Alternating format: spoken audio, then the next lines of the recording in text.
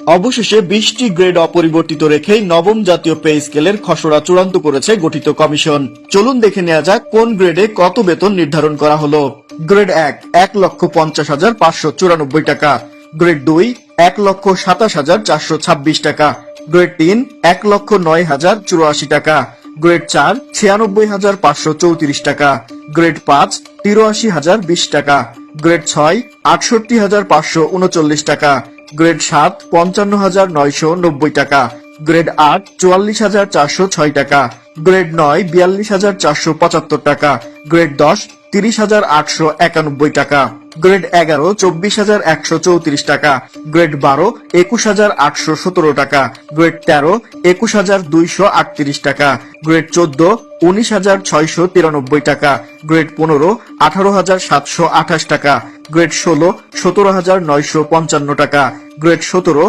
17,376 টাকা, গ্রেড 18 16,990 টাকা, গ্রেড 19 16,461 টাকা এবং গ্রেড 20 15,928 টাকা।